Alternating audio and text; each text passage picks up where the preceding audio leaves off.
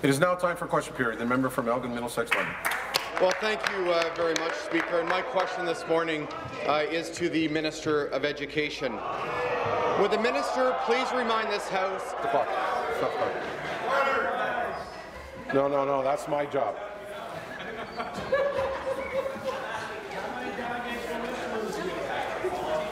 Although I appreciate the team effort, I'm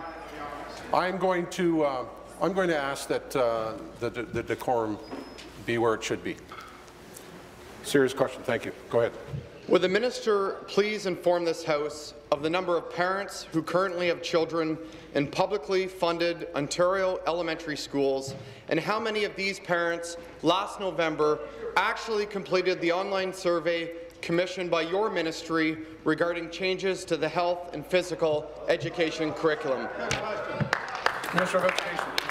1992 version of This has been a really interesting situation, Speaker, because yesterday we had the leader of the interim leader and the PC education critic, the sort of official spokespeople on the issue, saying that they actually welcomed our new health and physical education curriculum.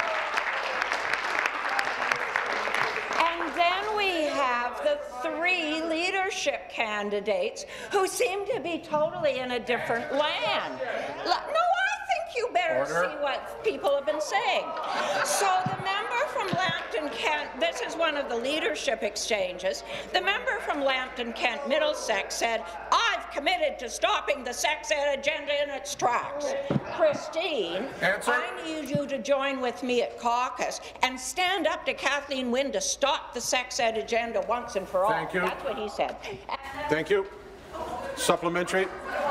Speaker, obviously no answer there. Stop the clock. I believe I just asked for decorum, and I expect it to be maintained.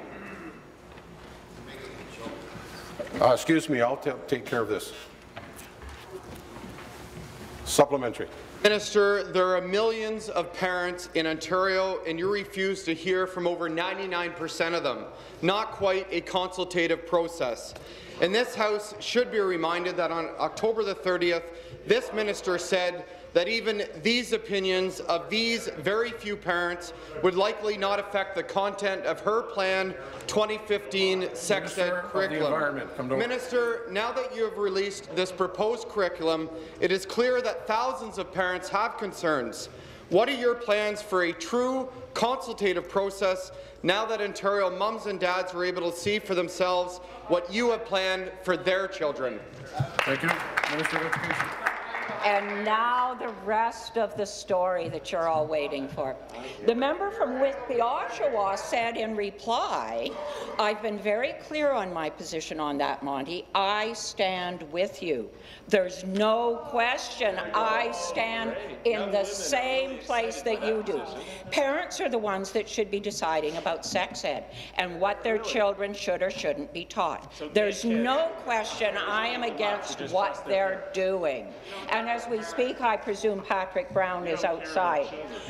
It's troubling that all three leadership candidates for the Progressive Conservative Party are in disagreement with their current caucus leadership and want to bury a new sex ed curriculum, a new health and physical education curriculum that will protect the health and safety of our children. Thank you. Final supplementary. Well, Speaker, back to the minister. In recent days, the only concession you've been willing to make to concerned parents, that is, to those parents who do not share your view of how their children should be raised, your only concession has been to point out that the Education Act gives parents the right to withdraw their child from particular lessons. In other words, Minister, a highly selective opt-out. Minister, are you prepared to extend this opt-out principle to local schools? For example, if a local school council votes to opt out of your new sex ed curriculum, would you honour this request of a school council? Minister of Education. And I assume if he was Premier, you could vote to opt out of teaching about evolution, too. Yeah.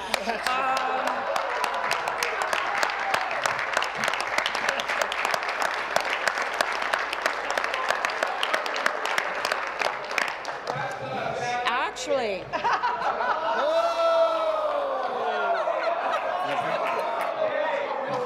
The truth comes out.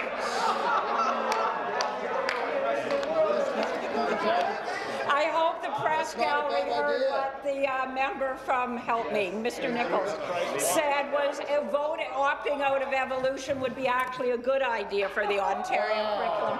Actually, I happen to disagree as somebody who has a science background. Let's talk about parents. Let's talk seriously. Answer. Because we actually think that parents should be involved in the conversation.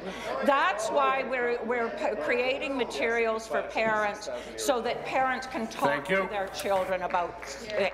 Thank you.